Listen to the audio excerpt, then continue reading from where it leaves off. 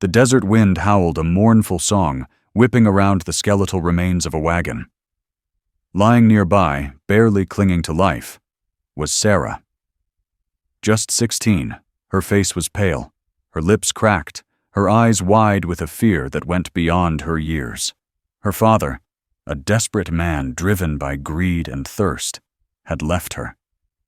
He'd taken the last of their water, the last of their meager supplies, and ridden off into the setting sun, abandoning her to the harsh mercy of the wilderness. He had left her for dead. The sun beat down with relentless cruelty. Sarah coughed, a dry, rasping sound. Her throat felt like sandpaper. Her body was weak and trembling. She closed her eyes, the heat and the hopelessness pressing down on her. She imagined the vultures circling overhead, waiting. A distant sound broke the silence, the steady rhythm of hooves. A lone rider approached, a figure silhouetted against the vast, unforgiving landscape. This was Caleb. He was a lonely cowboy, a man who drifted through the edges of the world, never staying long, never letting anyone get too close. His face was weathered and lined. His eyes held a distant sadness, a hint of battles fought and lost. He carried his past like a heavy burden, a silent understanding of pain and loss. He saw her, a small, still form beside the broken wagon. He reined in his horse, a powerful, muscular paint, and dismounted slowly, his movements stiff from years in the saddle. He approached cautiously, his hand instinctively near the worn leather of his gun holster, but his gaze was gentle, searching. He knelt beside her, his face unreadable. He saw the youth in her face, the fragile beauty marred by dust and despair. He saw the terror in her eyes, the utter vulnerability of a 16-year-old left to die. Something stirred within him, a long-dormant instinct to protect, to defend the helpless. He offered her water from his canteen. She drank greedily, her small hands trembling. Caleb watched her, his expression softening. He saw the spark of life flicker back into her eyes. He knew that look. He had seen it in the eyes of wounded animals, in the eyes of those who had faced death and somehow, miraculously, survived. He gently lifted her into his arms. She was light as a feather, her body frail and weak.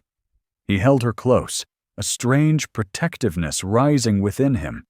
He hadn't held anyone in years, hadn't allowed himself to care. But this girl, abandoned and left for dead, touched something deep within him. He carried her to his horse, settling her carefully in front of him. He turned his horse away from the setting sun, away from the path her father had taken, and towards the faint promise of a distant town, a place of safety and shelter. The journey was slow and arduous. Caleb rationed his water and food, ensuring Sarah had enough. He shielded her from the harsh sun, wrapped her in his worn jacket against the cold desert nights. He didn't speak much, but his presence was a constant comfort. He would hum soft, wordless melodies, the only sounds that broke the silence of the vast landscape. Slowly, Sarah began to trust him. She would lean against him, her head resting against his back, her fear gradually replaced by a fragile sense of safety. She would look up at him, her eyes searching his face, trying to understand this silent, lonely man who had reined in his horse for her. When they finally reached a small, dusty town, Caleb didn't leave her at the edge, as he usually did.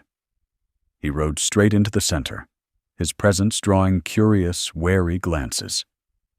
He stopped in front of the general store, dismounted, and gently lifted Sarah down. He bought her new clothes, soft and clean. He bought her food, not dried jerky and hardtack, but fresh bread and fruit. He sat with her as she ate, his gaze protective.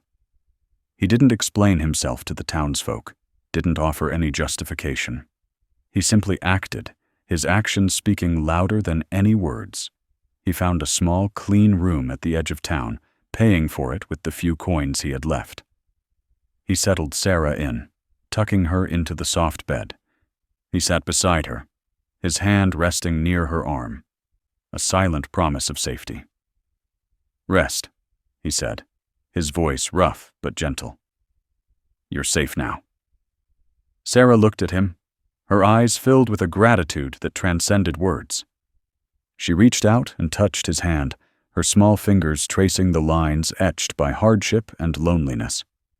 Caleb closed his eyes, a flicker of warmth in his chest.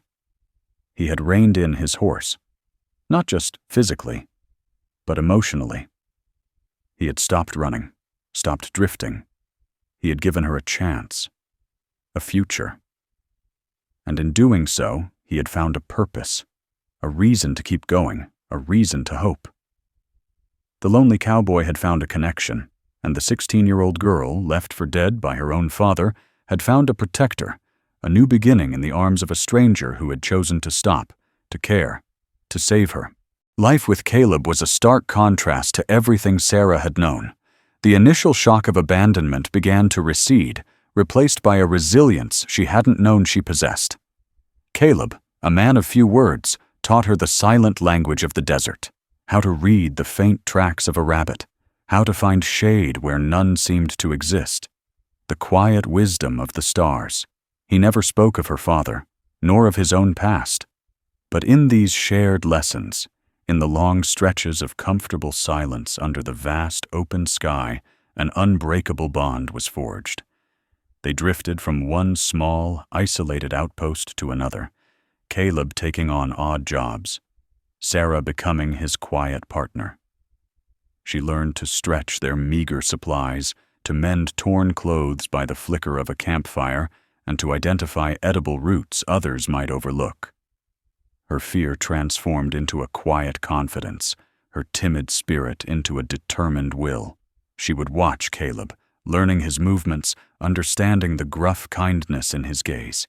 He, in turn, would observe her, a flicker of pride dancing in his deep-set eyes, though he never spoke it aloud.